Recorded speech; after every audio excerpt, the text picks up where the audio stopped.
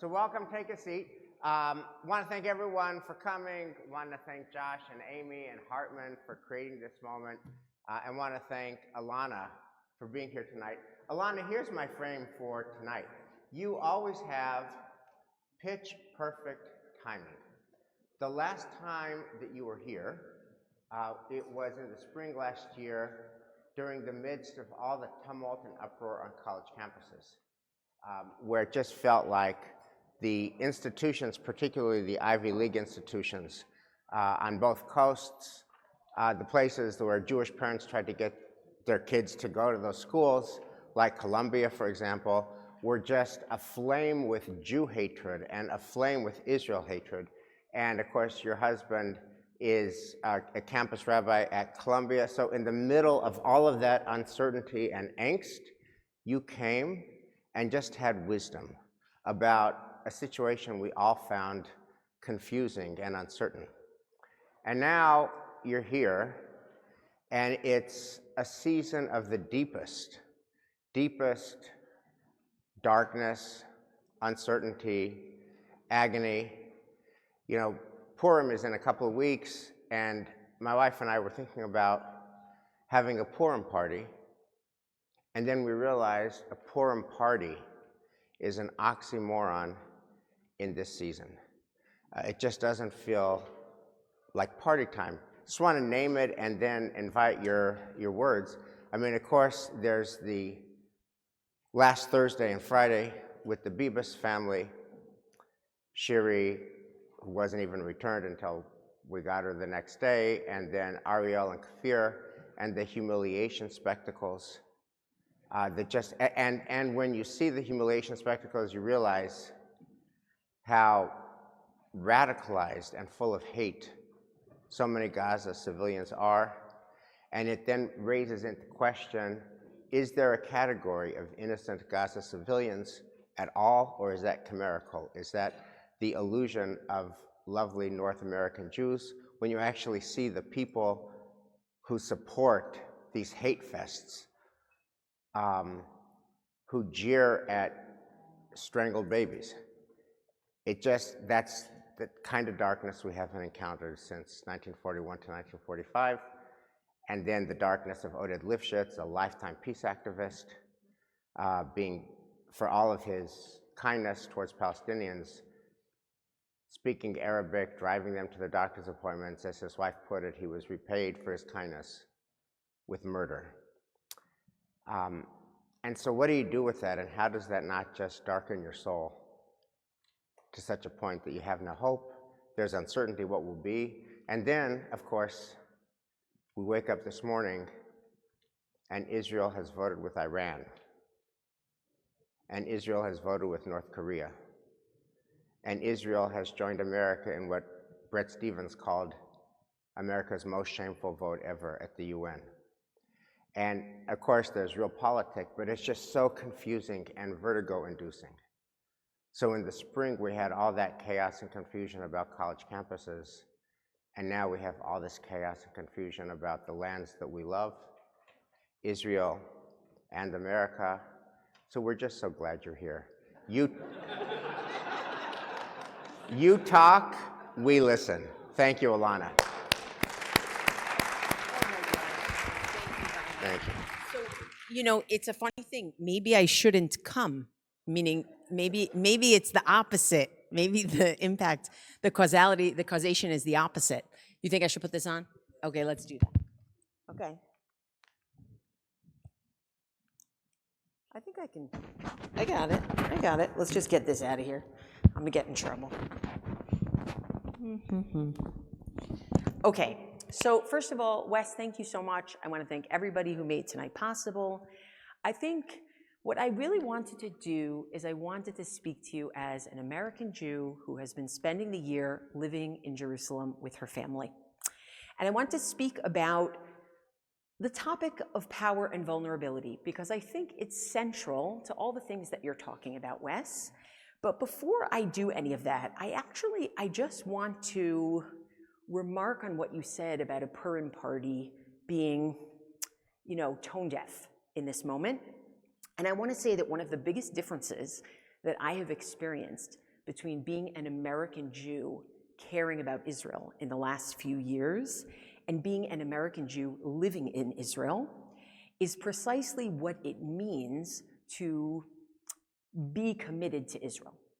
Because here, being committed to Israel meant that I was attached to my phone and I was making sure that there was enough sadness in my day to show that I cared. I really mean that. Meaning, because if I didn't turn on my phone, I didn't look, I could just pretend, right, until it hit me. Being in Israel, actually what I've seen is the opposite. To be able to care about Israel and to be a lover of Israel is actually to live the joyous moments to their fullest.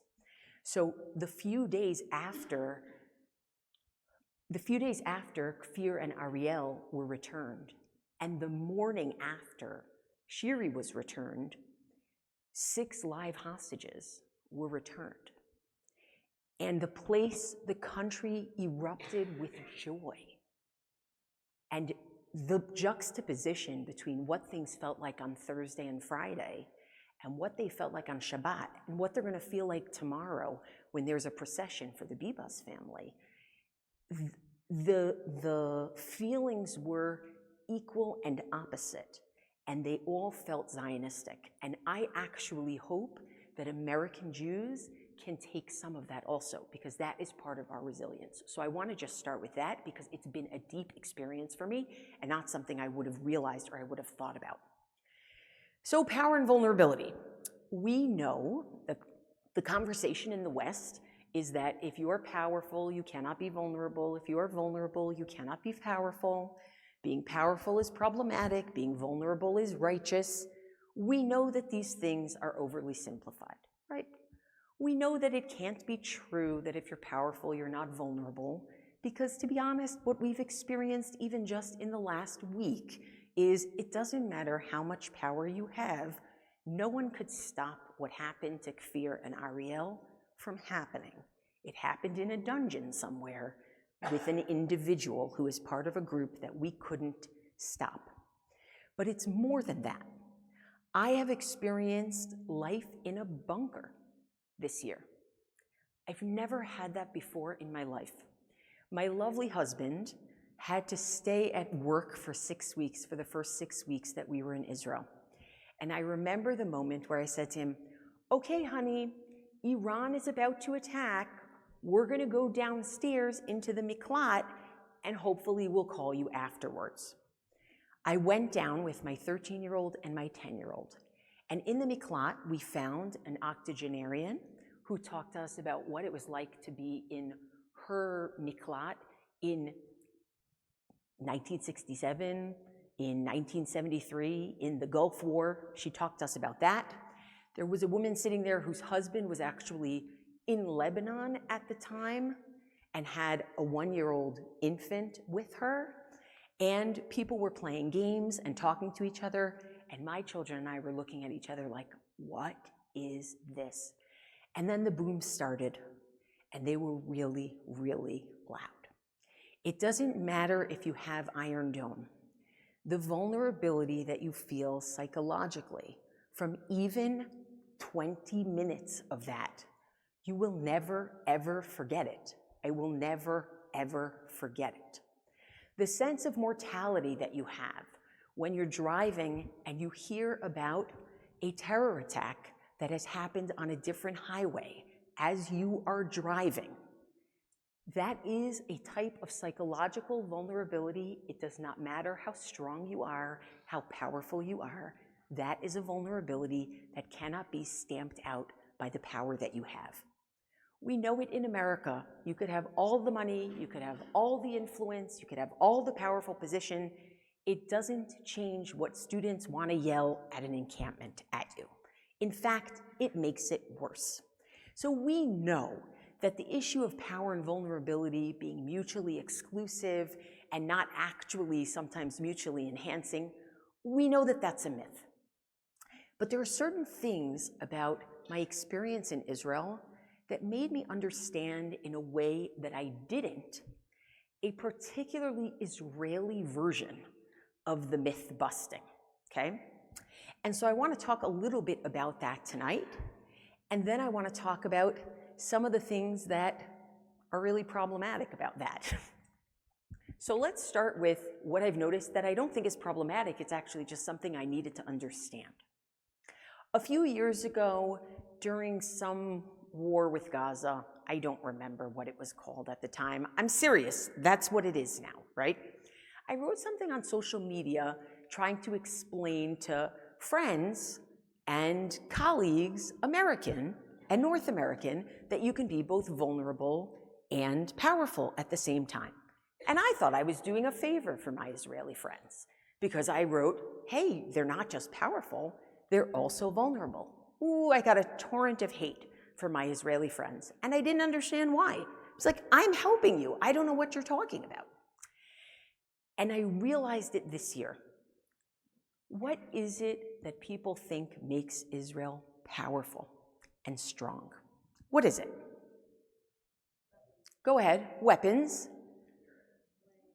planes, technology. They're scared of us. Brains, spirit. The military, guys. The military. Well, here's what I learned. Israelis, because we're talking about a citizen's army, Israelis experience what the world sees as their strongest power as a constant source of vulnerability, because their children, their husbands, their grandchildren come home in coffins or don't come home at all. And so there I am at the funeral of our good friend's son, Yuval Shoham of blessed memory, realizing that the world sees strength and the citizen army families, they see vulnerability in that same thing. And when they have their righteous indignation at Haredim, at the ultra-Orthodox for not serving, what they're trying to say is, our strength is actually our vulnerability, and you're refusing to take part in it. So that's one thing that I learned that I thought was very important. Another thing that I learned that I thought was very important, I want to point to the sheets that you have in front of you, and I actually just need to get one myself, if I can borrow it. Thank you so much. I know anybody who's a little too voluntaristic to give me their sheet, it's either they know it by heart, or, you know. I want you to look with me at number 2. Number 2 is something that we actually recite sometimes in synagogue on Saturday nights for people who like to stay late at the end of services. That was me as a kid, still is me as an adult, okay? And it goes like this. Amar Rabbi Yochanan says, Kol makom she'ata motzeh gvurato shel HaKadosh Baruch Hu, everywhere you find God's strength, prowess in the Bible, ata motzeh anvetanuto. You also find God's humility. Davar ze katuv b'Torah, v'shanui b'nevi'im, u'meshulash b'ktuvim. You find it in the Pentateuch, you find it in prophets, you find it in writings. And here are the examples. Katuv b'Torah, it's stated in the Torah, Ki Hashem Elokechem hu Elokei ha'Elohim, va'Adonai ha'Adonim. It says in the Torah, in the book of Deuteronomy, God is the Lord of lords, the master of masters. Uchtiv batrei, and it's written after it, Oseh mishpat yatom va'almana. Who does God get involved with? God gets involved with, in those days, the most vulnerable of society, the orphans and the widows. That's an example of the juxtaposition between God's strength, force, and humility, mercy, compassion, right? Then we have another example. Shanui b'nevi'im, it's stated a second time in the prophets. Ko amar ram v'nisa shochein ad v'kadosh v'gomer. So says the one who is high and elevated, God, the one who is everlasting and separate. Sounds like a pretty lofty thing.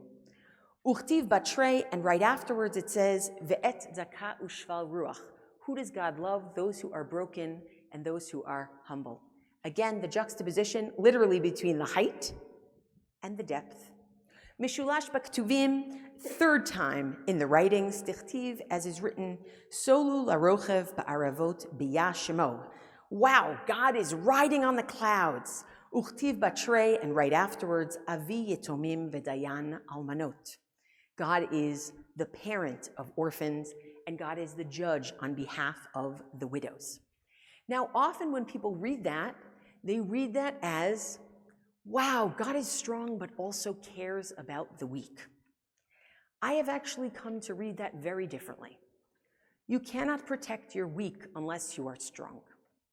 You cannot help the orphan and the widow unless you actually have the power to be the judge. You cannot be the parent of the orphan unless you can stand up to the bullies, those who will bully those who are weaker. And so when I look at Israelis, it isn't just that their discourse is not power is bad and suspect, and vulnerability is righteous. Their discourse is actually that power is heroic because I am protecting those in my country who are vulnerable.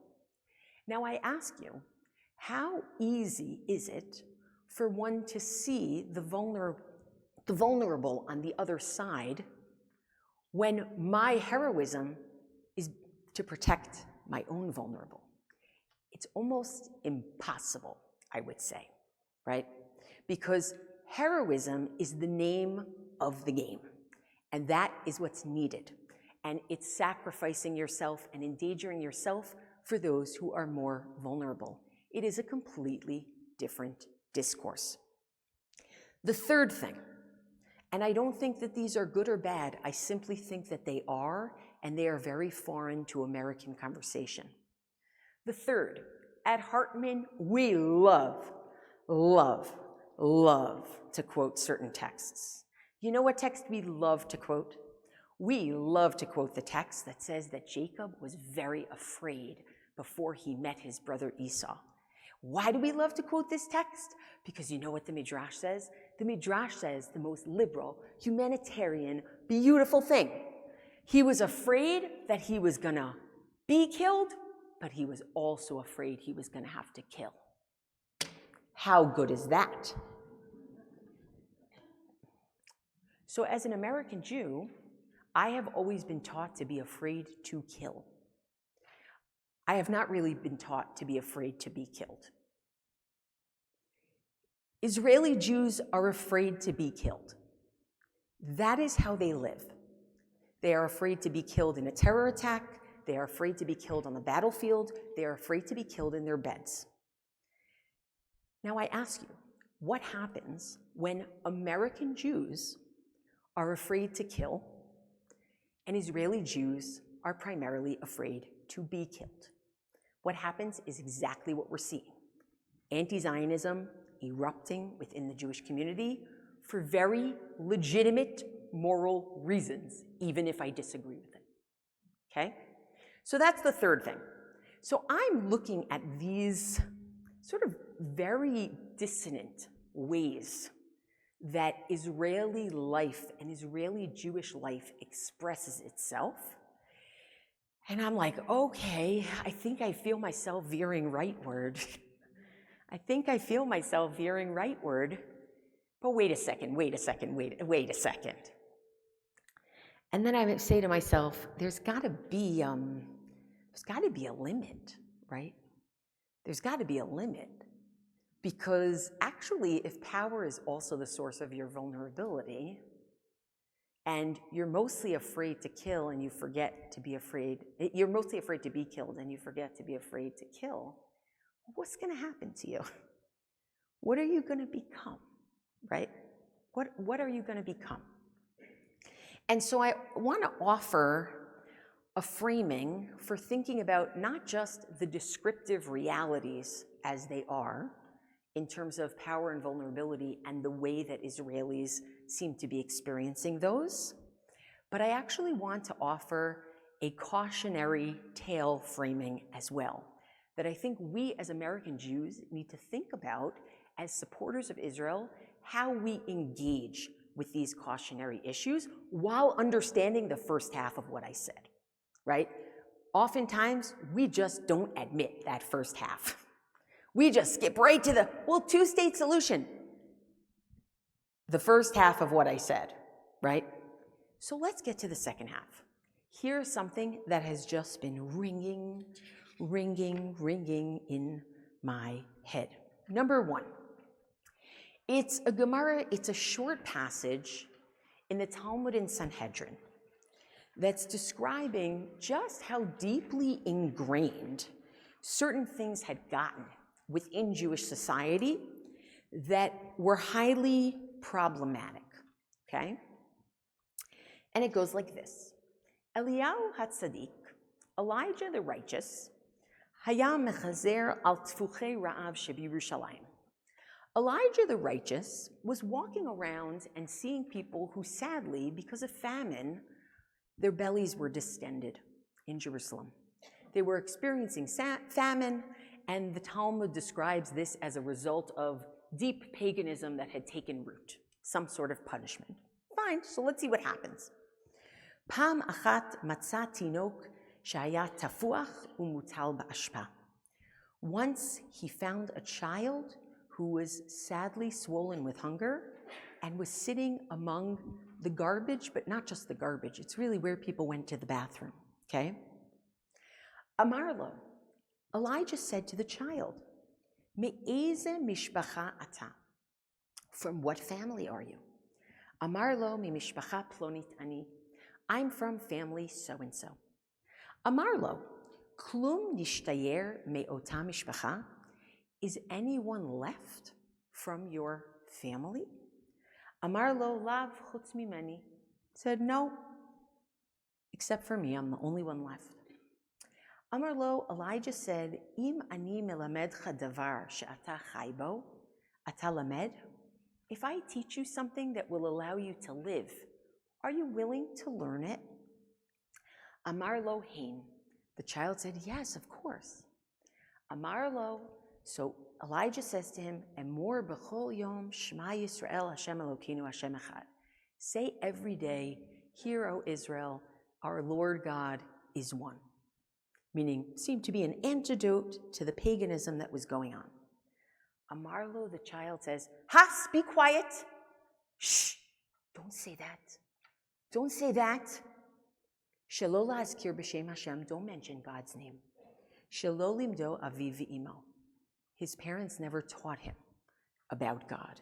So when Elijah introduced God, he said, shh, that's dangerous, what you're saying. It's dangerous. Miyad hotzi yirato micheko.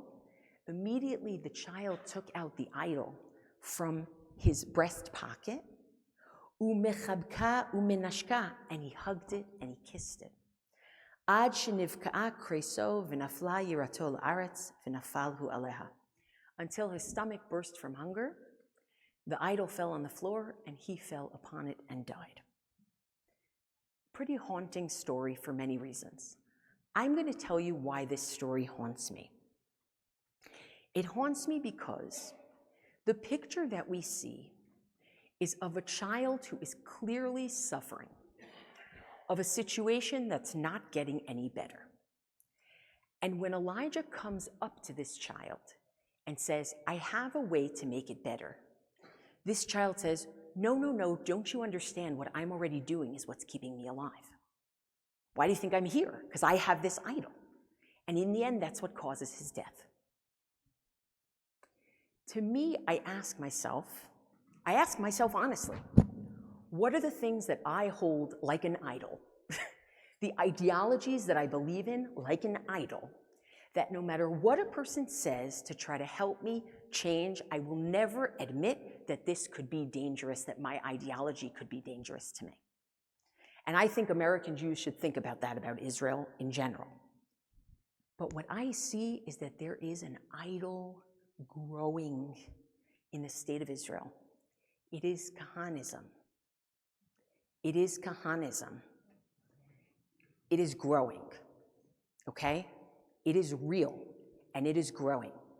And what I mean by that is, we all know that when you give permission to commit violence against certain people, by not prosecuting people who do, for example, because they happen to be Jewish, by not prosecuting people who do verbally and say things that are insightful and dangerous, by allowing Knesset ministers to talk about resettling Gaza and cleansing the place of the people who live there, we have a problem. We have an idol that, along with all the other things that endanger Israel, of which there are many, we have an idol that is starting to be clutched in a way that when you try to say anything, you get the answer, Has, be quiet. You don't know what you're talking about. Shh. Don't you know the reason we're alive is only because of this? Is only because of our power. Is only because of our strength. And that is a great, great, great danger, in addition to all the other dangers that I mentioned. Now, the reason why I say this now is because here's what I'm learning by being an American in Israel. And Bloomy, you can tell me if you agree, okay? I don't know what's going on in Kiryat Ono, but I can tell you what's going on in Jerusalem. My little sector of South Jerusalem, of course we would never support the Trump plan for ethnic, of course we would never. But I take one step out of that, one step, and what I hear is, you don't understand.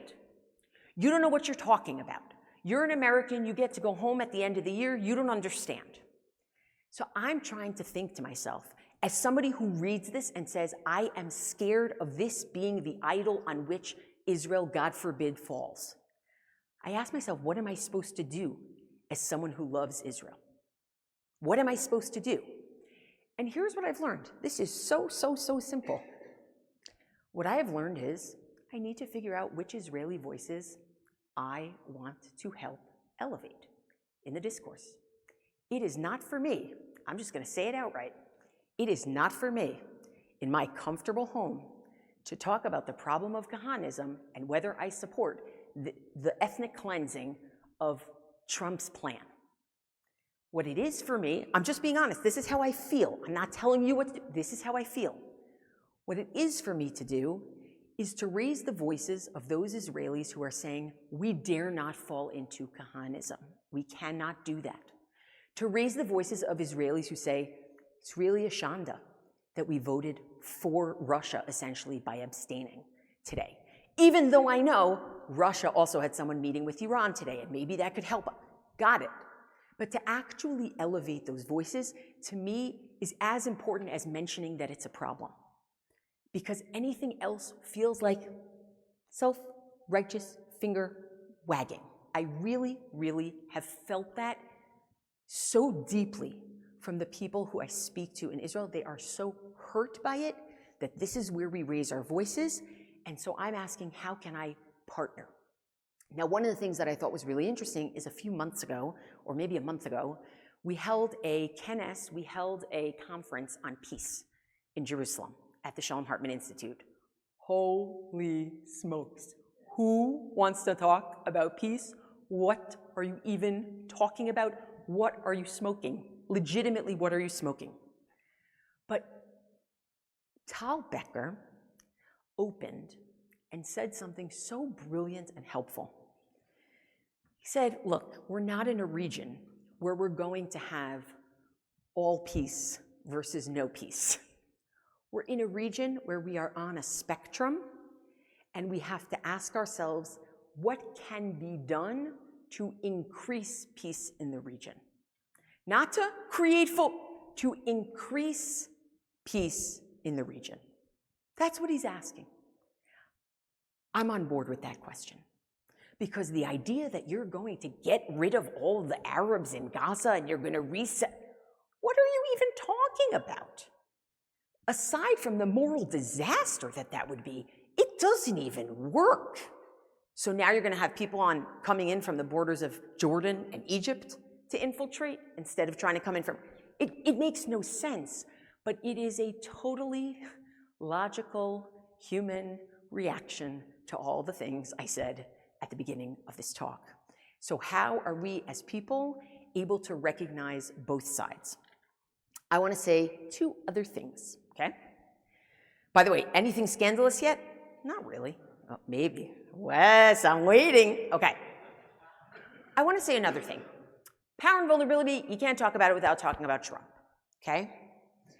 This latter half of the conversation, right, where we're talking about the growth of Kahanism in Israel, and we're going to talk about support for Trump in Israel. I think this is kind of where we as American Jews, this is a really hard one, okay? I don't assume who people voted for. I'm just going to say it outright. What would you do if you think Trump is a disaster for America, is a disaster for the free world, and is very helpful to Israel in the short run and maybe in the long run? Is it possible that both of those are true? By the way, stranger things have happened.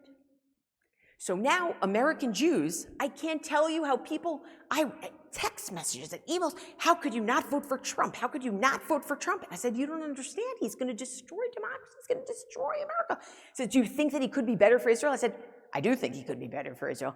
So how could you not vote for him? I said, because of all the reasons I just told you, right? It's much easier to say, no, he's going to be a disaster for Israel. I got news for you. All those people who said don't vote for Trump, he got the hostages out. I don't know what to tell you. Those politics don't match up at all.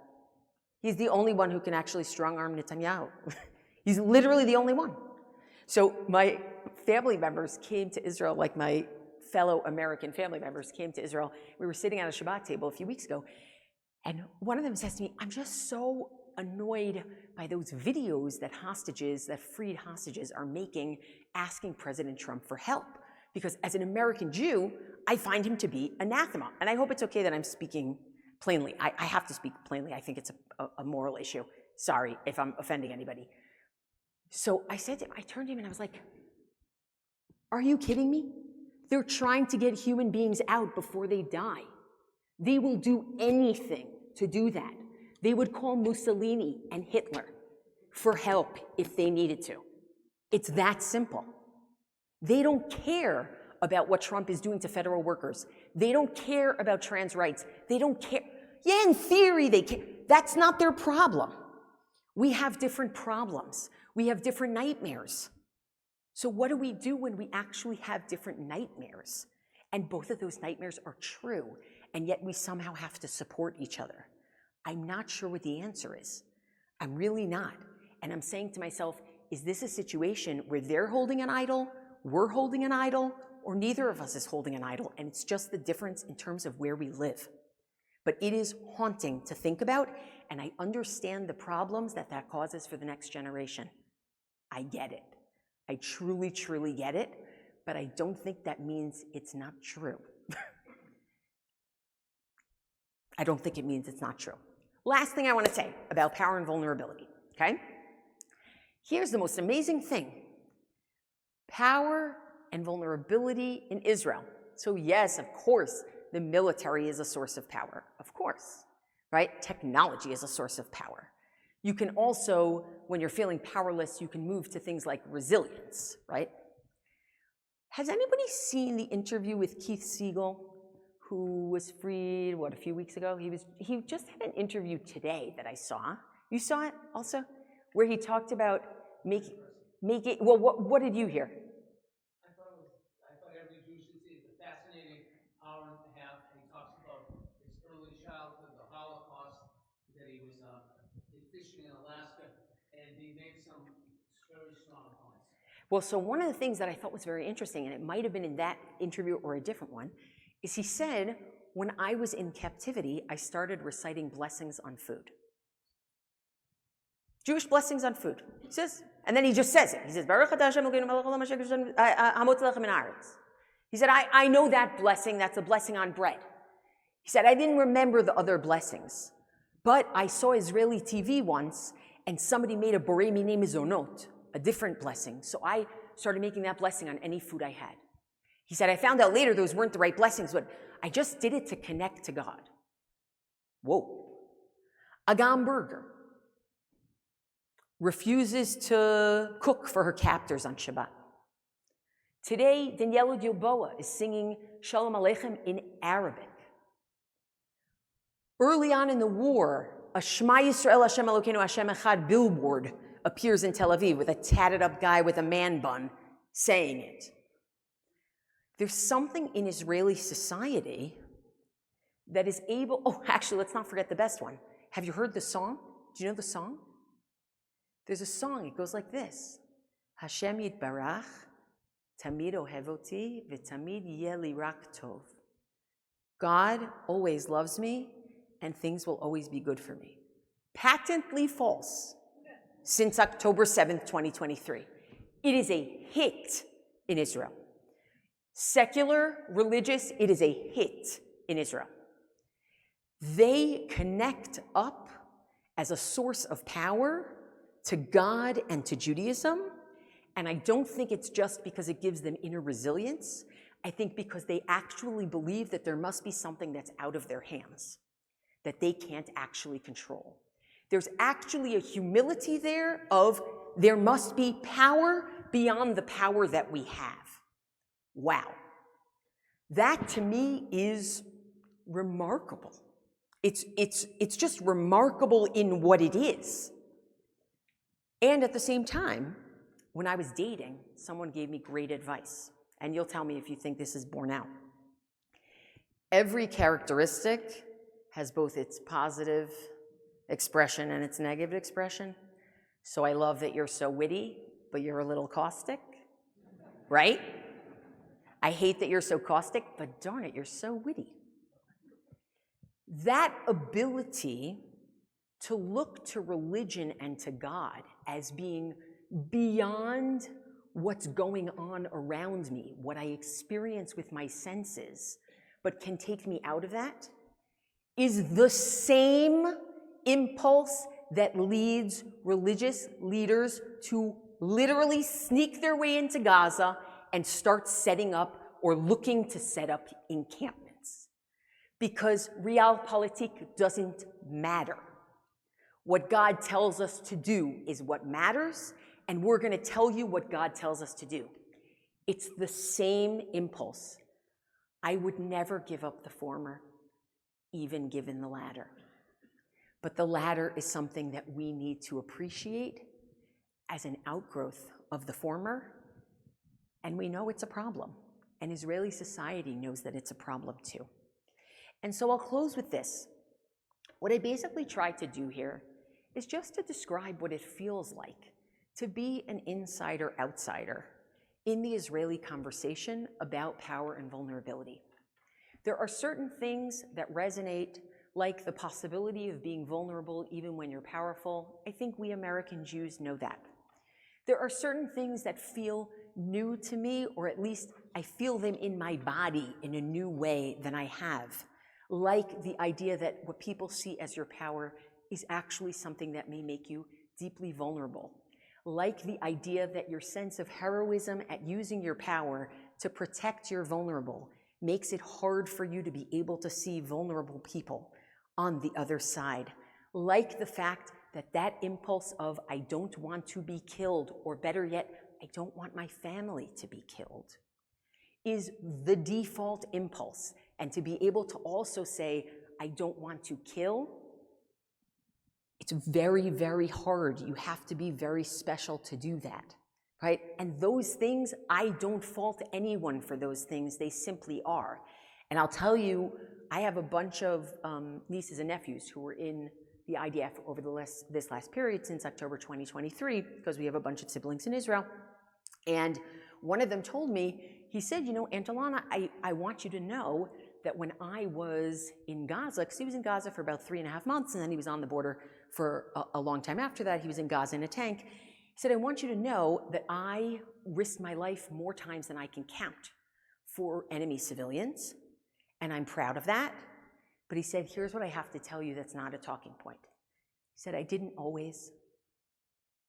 And I also saw some things there done by our side that you don't want to know about. He was honest with me. He was honest with me because he feels both of those. He was honest with me. He was afraid to be killed, and sometimes he had the fear to kill, and sometimes he didn't. And sometimes he saw other people who had no fear to kill, okay?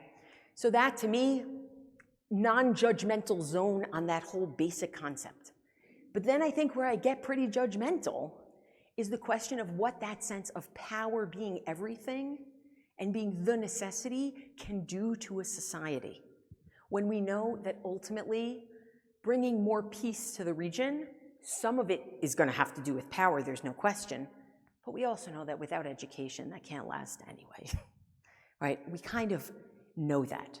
And I really want to know, as an American Jew, how can I be supportive of my Israeli friends, family, and the place that I love and care so much about, recognizing the realities on the ground, and how can I help those in that society who want to stand for something beyond just those realities, in a way that doesn't sound like armchair, self-righteous finger-wagging, but is actually something that feels helpful and additive and being part of allyship with my Israeli colleagues. I'm going to pause there. Thank you very much.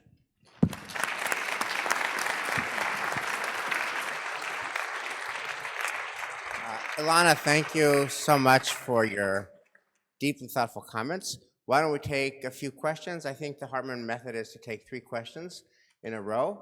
If you can make the questions short questions, not long speeches. We'll take 3 of them, and then Elana can answer them as she sees fit. David Rosenson. Thank you. Short question, no long speech. And can you just say your name? David Rosenson. Thanks. I feel like you've left out politics from this whole discussion. That I look at Kahanism and I think, well, yes, you turn to Kahanism when you don't, because the day of reckoning for the mistakes that were made by Israel on October 7th have not really been dealt with. So isn't not dealing with the errors of the past a great vulnerability also? Absolutely, yeah. Thank you. Thank you, David. We'll take a second question to add to the mix. Lynn, thank you for a short question.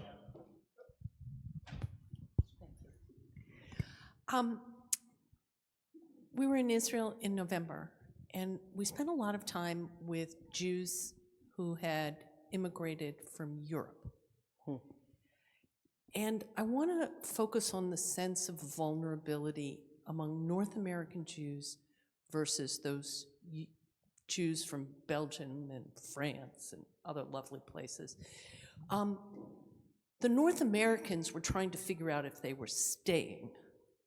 They were feeling so vulnerable. And the Belgian Jews were like, I'm not going back. What are you talking about? This is just the price of having our own country. So can you engage on that dialogue in Israel? Totally. Thank you so much, Lynn. We'll Thank take you. one third question, if anyone wants to add. David. Thank you. The power of David? Dave, Great. sure. The power of the story that you brought from Sanhedrin 63-64 is evident, but we all have ideas that we disagree with. I'm glad that you disagree with communism, so do I. There's a lot of ideas on the left I disagree with. Couldn't anybody just take an idea that they disagree with and call it an idol to be criticized by that story? Yep. Here's the problem. Okay, let's talk about those 3 questions, okay? It's funny that we use 3s so much for Jews, but we do. It starts actually in Ethics of the Ancestors, in Pirkei Avot. Everything is 3 there, and you're sort of like, this is a little suspect in terms of the timing and what your polemic is here, but I see you. All right, let's talk about politics and Kahanism, a day of reckoning. We have a huge problem in Israel. We have a prime minister who actually hasn't finished standing trial for his own troubles and is continually getting stays for this trial because hard to deal with what's going on the ground while you're, on trial. And we have a consistently, what's the word? Like, I guess purposely evaded reports about the failures of October 7th, right? In order not to take responsibility. And I don't know how else to say it other than we are looking at deep corruption. It's that simple. And as an American Jew, I have to figure out a way to amplify the voices of Israelis and to support Israelis who are trying to do something to work against that corruption, and to recognize that they're also suffering under it. So as much as I don't know how to explain it to my New York colleague, neither does my Israeli friend know how to explain it to themselves. So how can we be allies for them, knowing that they're suffering under this corruption too? It's a terrifying reality.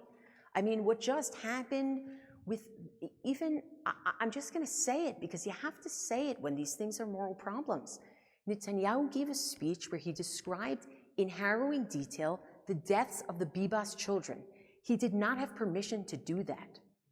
And the Bibas family literally is trying to get a gag order so that he's not allowed to do that. What is this? What is this? I am sympathetic rather than saying, well, can't associate with Israel. I am sympathetic to my friends and family there who just literally are just worried that March 8th, God forbid, will come around. I don't know if people saw this deadline. No hostages will be returned, and their children will have to go back into battle for some unknown amount of time in a way that they cannot control at all. I'm with you. I'm with you. A whole country is with you. Okay? Lynn, Jews emigrating from Europe, Jews emigrating from North America. This is unbelievable. This year, I have heard more Israelis tell me that they are taking out foreign passports than I've ever heard before. I've heard Canada, I'm like, I'm not sure about that. I've heard Germany, that tracks. I've heard some South America, I'm like, you're doing your research, right? But I'm not hearing a lot of, France. I'm not hearing a lot of England, I'm not, right? Because they know what's going on in those places. I think that the idea of, and David, this is to your point, I think the idea of North American Jews, of us being able to extend from our own experience here and try to foist that upon Israelis is a huge problem, and I'm gonna say it's an idol, okay? Yeah, I'm gonna say it's an idol, right? That I think could actually cause their downfall, right? If you try to live in the Middle East by the rules of North America, it's not gonna take long, God forbid, right? But I also think that there are people within Israeli society who say, we're going too far with this. We're becoming something that we don't want to become out of fear, and we need to figure out how we keep ourselves from becoming it, right? So to me, those are the heroes. It's not the people who say, well, I have nowhere else to go, so whatever happens here. It's not the people who say, well, I don't want to be part of this, so I'm out of here.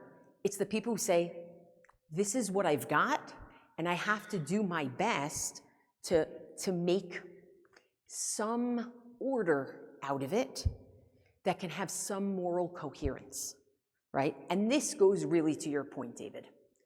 I'm using the word idol because the rhetoric is important to me. I want to be able to say that Kahanism is idolatry. There are very few things that I would call idolatry. Very few things.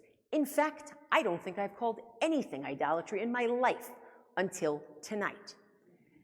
To my mind, all that means is I want a bright, bright, bright red line around that. And anybody who cannot make that bright red line with me, we have a problem. And we are not in this together. And I mean that so seriously. Could anybody do that with anything? Of course they could. That's movement building.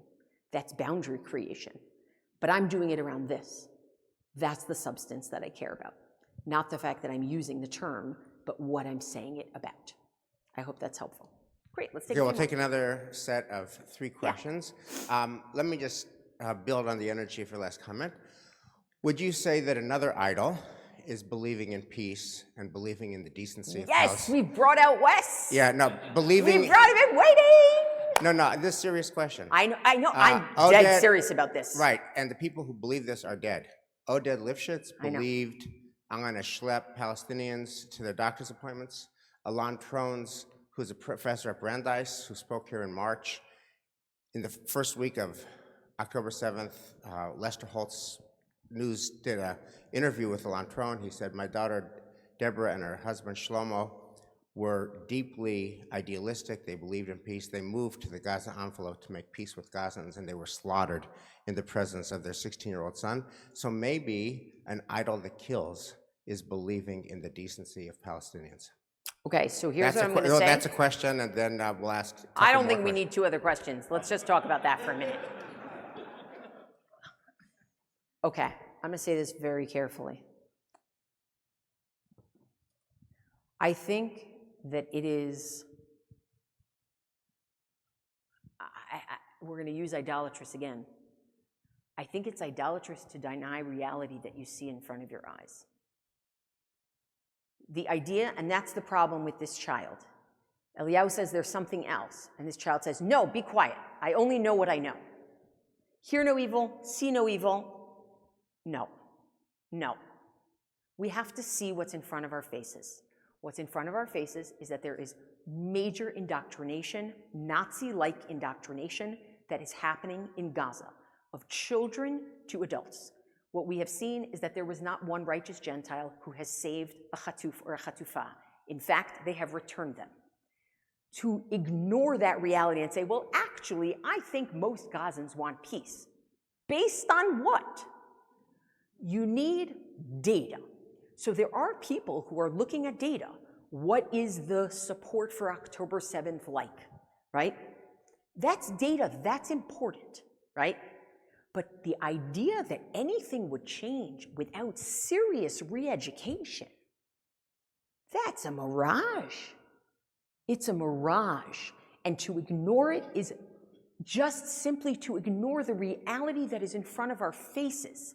And by the way, it's probably only gotten worse when they've seen tens of thousands of people, including children, get killed by Israel. If I'm freaked out by being in a shelter for 20 minutes, I just want you to imagine what people's feelings lurching rightward, whatever that means, looks like when you have no shelter, right? I think we have to admit that part of the reality too, right? So I am 100% with you. The idea of, oh no, we should make a Palestinian state tomorrow. What are you talking about? It would literally be October 7th after October 7th after October 7th. But how do you increase peace? How do you increase peace? We cannot give up on that. That, to me, if we give up on that, then what are we even doing? What are we even doing? All right, let's take a few other questions. Thank you. Any other questions? Yes, please, Dan. Not a question, but a comment. Yeah. My sister lives in Jerusalem. She has 4 children, 20 grandchildren, and they're on the lines as we speak in one place or another. We made an agreement that I'm not going to be lecturing to her. And what we do is we speak 3 times a week, and I would just encourage that as a model, that we don't give up on people. We talk to them, we listen to them, we don't preach, but we understand their pain, and we talk to them. I love that. Thank you. Amen Thank you, to Dan. that. I'm going to ask the 100%. last question. Oh, One last question. One second. We have 7 minutes. There was Okay. another question over there. Is there another question? Yes. Ellie, great. Yes. Thank you. Thank you. Ellie Sachs. Great to see you. Same here. What is the conversation among Israelis about Israeli Palestinians, and what is the conversation about the West Bank? Great. Okay, the conversation about the West Bank and a lot of violence that's been going on there by settlers, non-existent. In Hartman, we talk about it. Outside the walls of Hartman, non-existent. It's not a conversation. what I will say is one of the things that I find remarkable about the experience of living in Israel this year is that working at Hartman in Jerusalem, I actually speak to Arab colleagues, right? Some of who are my senior colleagues, some of who are lateral colleagues. And I'll never forget the first day of the live hostages coming home this round.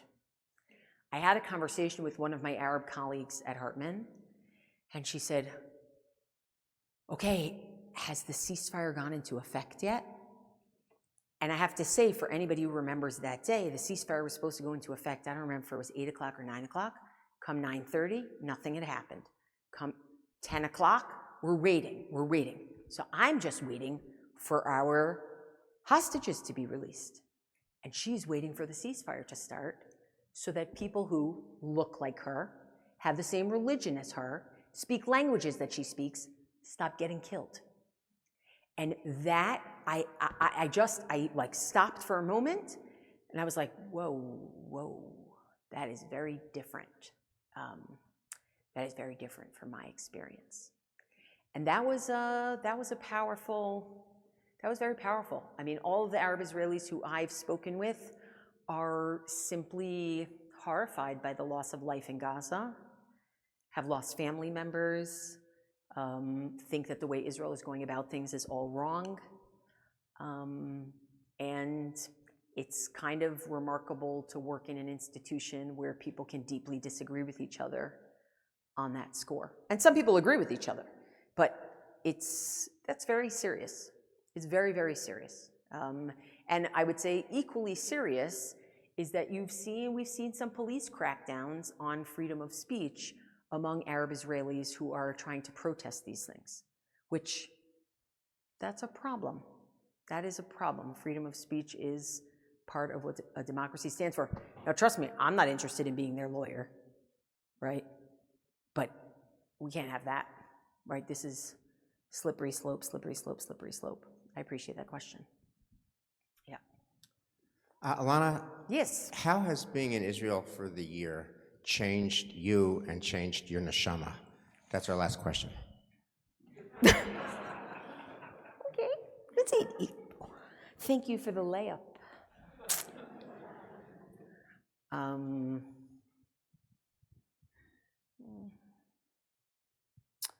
I'd say the first thing, I've never actually been this in touch with my own mortality or the mortality of my family. I really mean that. I would say the second thing, I've never felt as committed to the longer arc of Jewish history than simply to getting stuck in the present, because that's the only way that you can transcend. And I think the third, I've just experienced extreme joy at being surrounded by people who are going through some of the same roller coaster feelings as I am. Like, that has been extremely validating. It's been like a hug. The morning of the Bibas children's return, I walked in, I was teaching at Beit Avichai in Jerusalem. I walk in and you don't know what to say. I didn't talk to the taxi driver. We didn't talk. And I walk in and the technicians are sitting there and they're like ready to tape. And I was like, so, and then one of the technicians says, yeah, not so good. I'm not doing so good today, not so good. And then somebody else comes in and I say, but if you kill a baby and you keep the body for a year, what is this? And she says, yeah, I don't understand. I'm looking at my child, And then we start the taping. And I start the taping by saying that the Talmud says that the last few verses that Moses wrote of the Torah, he wrote b'dema, crying. And I said, I feel like that's what we're doing. But as a people, we need to be able to connect with things that bring us a sense of life, that bring us a sense of future. And part of that is actually by connecting to each other and other people who are feeling that same pain with you and will express that same joy when those 6 come out, and God willing, when more come out. That sense of togetherness and unity is a hug that I have never felt as deeply since October 7th, and it is constant and consistent and transformative. So that is how I would say that my neshama has been changed. Thank you very much for having me. Wow.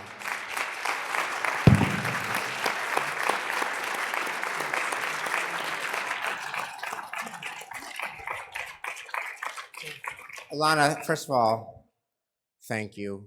Just so thoughtful, profound. You do it with the greatest complexities of the world in such a sensitive, beautiful, thoughtful, uplifting way. And particularly your answer about the 3 things you brought together.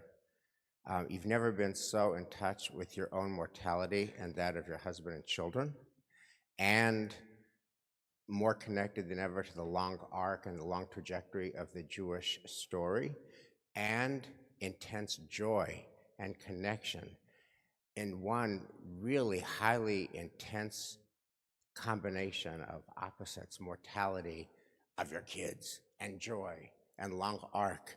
So intense and so thoughtful. I want to say this to you, right? Israel, you've just got to go. Israel, you just got to go. It's that. It's that. It's that. It's real. It's intense. I love, love, love, love, love 02458 and 02459. I love Newton, but it's not that. And we need that. Come to Israel. So here's the deal.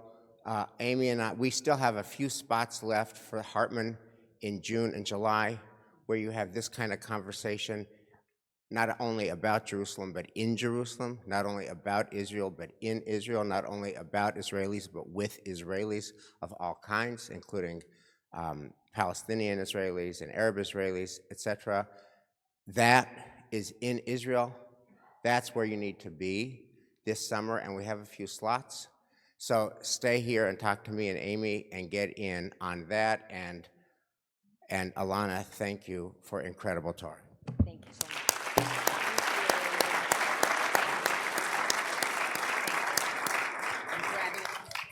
Yeah.